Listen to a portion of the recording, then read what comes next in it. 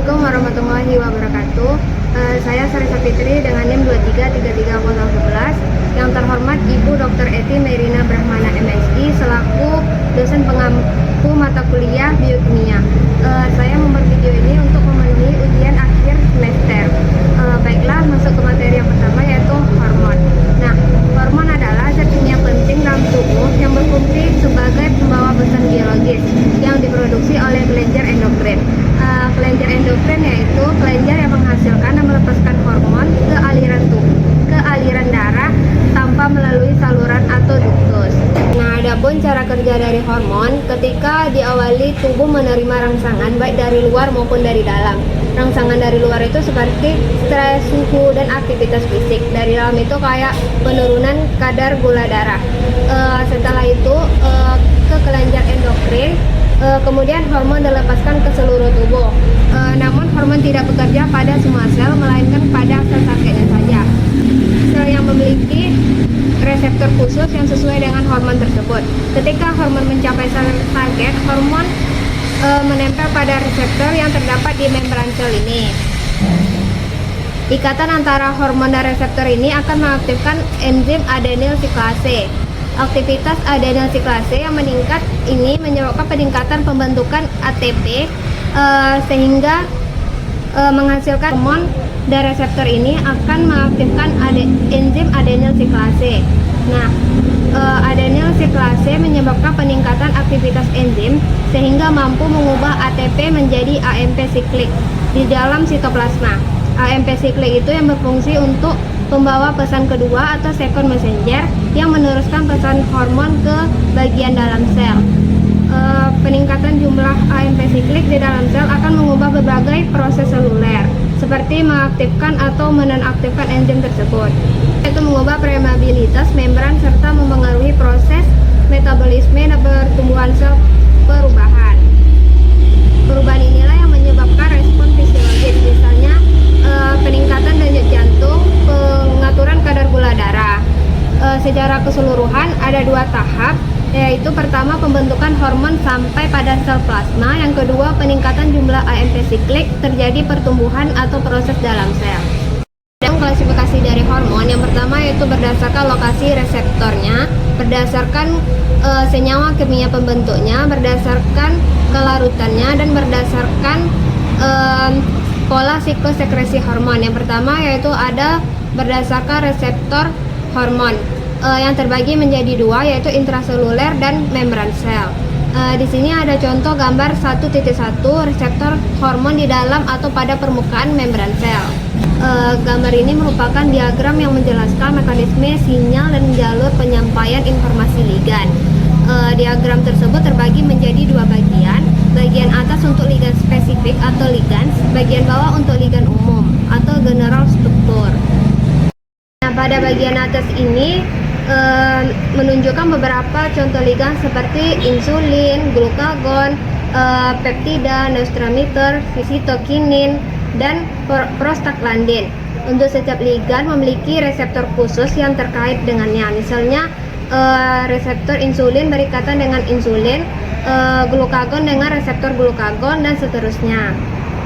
Jika ligan berikatan dengan reseptornya, ini memicu aktivitas protein G protein couple reseptor atau jalur sinyal seperti reseptor terikat kinase. Aktivitas ini selanjutnya menyebabkan serangkaian reaksi biokimia, disebut jalur transduksi sinyal. Nah, di bagian bawah diagram ini menunjukkan struktur umum untuk transduksi sinyal atau ligan molekul sinyal berikatan dengan reseptor pada permukaan sel. Reseptor ini kemudian berasosiasi dengan protein GAPP-IP ion atau protein lain yang terikat dengan reseptor kinase.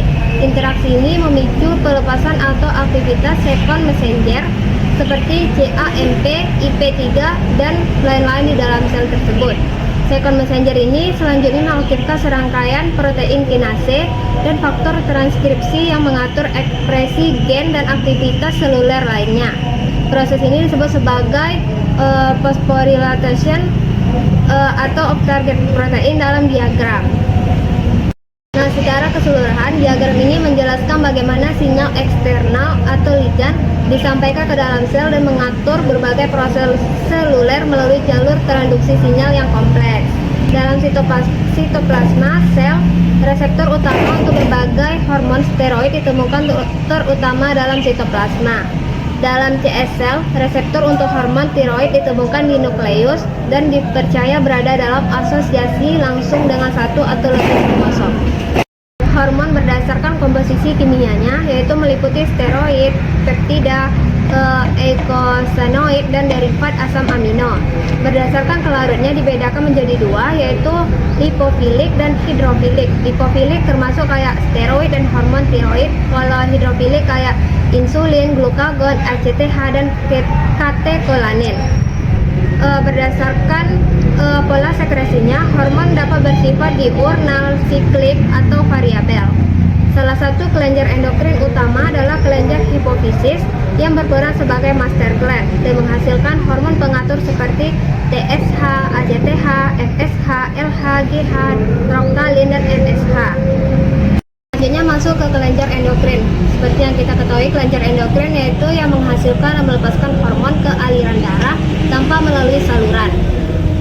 Adapun bagian dari kelenjar endokrin yaitu kelenjar pineal, hipofisis, hipotalamus, tiroid, timus, pankreas, adrenal, dan terdapat testis pada pria dan ovarium pada wanita.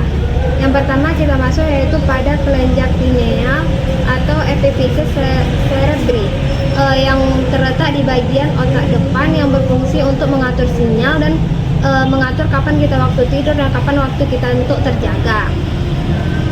Yang kedua yaitu kelenjar hipotalamus, yang terdapat yaitu hormon CRH, kortikotropin releasing hormon, TRH thyroid releasing hormon, dan GnRH gonadotropin releasing hormon yang mengekskresikan hormon ACTH, adrenocorticotropic hormon, dan TSH thyroid stimulating hormon, dan gonadotropin.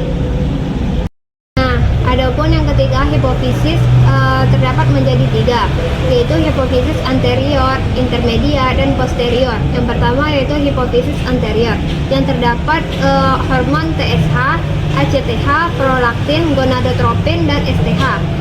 Hipofisis anterior ini dijuluki dengan master of glands karena mempengaruhi pengeluaran hormon dan kelenjar lainnya. Kalau hormon ACTH itu berfungsi untuk merangsang korteks adrenal untuk mengekspresikan glukortikoid. Kalau prolaktin itu merangsang ekspresi kelenjar mamae.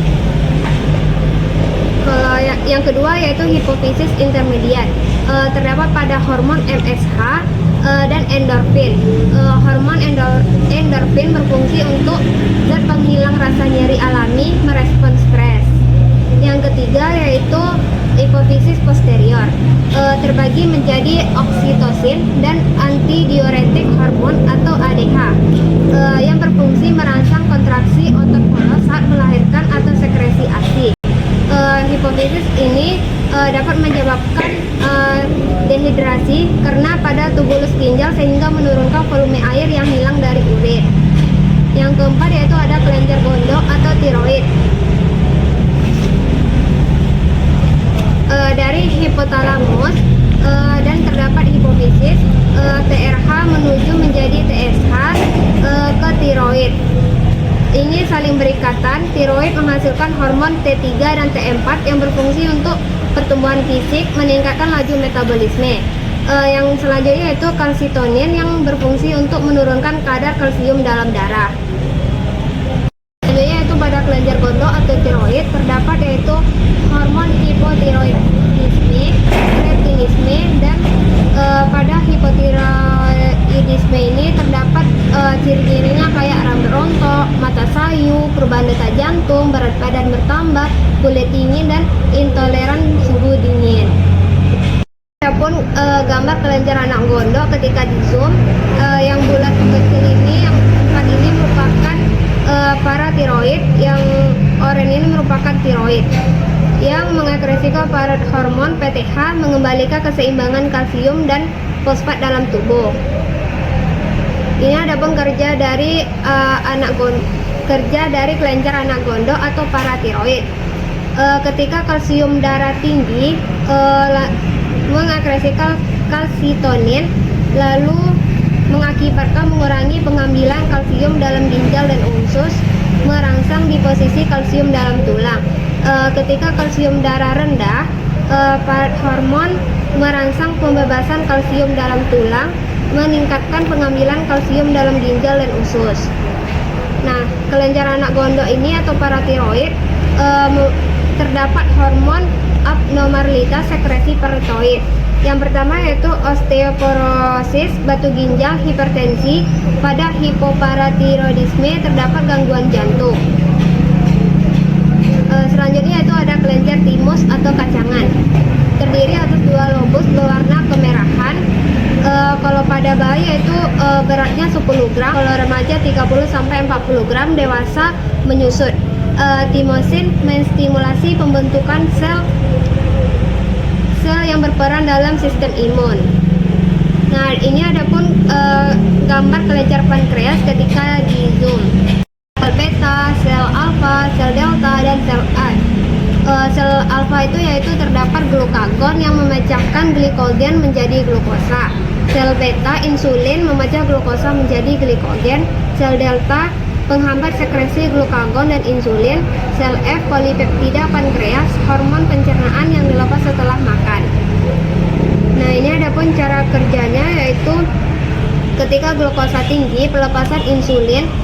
Insulin menghasilkan atau mengekresikan sel mengambil glukosa sebagai sumber energi.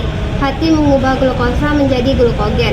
Ketika glukosa rendah, pelepasan glukagon, hati mengubah glikogen menjadi glukosa. Di kelenjar pankreas ini seperti kayak abnormalitas sekresi pankreas. Contohnya kayak hipersekresi dan hiposekresi. Contoh atau ciri-ciri dari hipersekresi ini kayak badan terasa lemas, pusing, keringat berlebihan, penglihatan kabur. Kalau contoh dari ciri-ciri hiposekresi kayak sering merasa haus dan lapar, suka sulit sembuh, sering buang air kecil, pandangan mata kabur. Kelenjar adrenal atau anak ginjal suprarenalis. Ini adalah struktur dari adrenal, terbagi yaitu ini medula terbagi menjadi adrenalin, noradrenalin. Di sini adalah korteks, terbagi menjadi aldosteron, glukokortikoid, dan gonadokortikoid. Nah, ini adalah hormonnya. Aldosteron tadi berfungsi untuk keseimbangan air dan elektrolit. Glukokortikoid tadi metabolisme glukosa, protein, dan lemak. Adrenalin meningkatkan frekuensi jantung. Noradrenalin meningkatkan tekanan darah dan stimulasi otot jantung. Nah, contohnya yaitu abnormalitas sekresi adrenal, hiposekresi dan hipersekresi. Hipo itu kulit menghitam, hipotensi postural, perubahan distribusi rambut, penurunan berat badan. Hipersekresi, penumpukan lemak wajah dan bahu, kulit tipis, mudah memar, hiperglikemia. Nah, adapun jenis-jenis dari hormon, yang pertama yaitu jenis hormon berdasarkan turunan, meliputi hormon T3, T4 atau tiroksin, diproduksi oleh kelenjar adrenal dan berperan dalam respons stres. Melatonin dihasilkan oleh kelenjar pineal, mengatur ritme sirkadian. T3 dan T4 merupakan hormon tiroid yang mengatur metabolisme, pertumbuhan, suhu tubuh, dan denyut jantung. Adapun hormon turunan eikosanoid meliputi prostaglandin, prostacyclin, dan tromboksan. Hormon ini berasal dari lemak dan diproduksi hampir seluruh jaringan tubuh. Prostaglandin memiliki efek biologis yang beragam dan dapat memberikan respon yang berbeda, bahkan berlawanan pada jaringan yang berbeda. Adapun hal-hal yang mempengaruhi hormon seperti usia, genetika, jenis kelamin, gaya hidup, lingkungan, dan obat-obatan. Cara mengatasi gangguan hormon yaitu menerapkan gaya hidup sehat, memperhatikan makanan yang dikonsumsi, dan mendapatkan perawatan medis. Sistem pengendalian hormon. Nah, sistem pengendalian hormon ini dikendalikan oleh hipotalamus, yaitu bagian otak kecil yang berperan menghubungkan sistem saraf dan sistem endokrin. Hipotalamus mempengaruhi kelenjar hipofisis untuk melepaskan berbagai hormon yang mengatur kerja kelenjar endokrin lainnya. Melalui mekanisme ini, hipotalamus berfungsi untuk pengendalian utama keseimbangan hormon dalam tubuh. Adapun contoh pengendalian dari hormon ini yaitu kayak pengendalian keseimbangan karbohidrat bertujuan untuk menjaga kadar glukosa dan glukosa darah tetap stabil. Setelah mengkonsumsi karbohidrat, kadar glukosa darah meningkat sehingga pankreas melepaskan insulin untuk menurunkannya dengan penghambat pemecahan glikogen.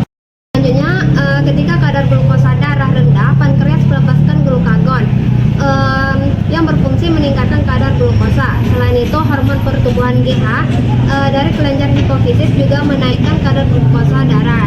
Keseimbangan kerja insulin, glukagon, dan GH menjaga kadar glukosa darah tetap normal, terutama saat kondisi tubuh berubah.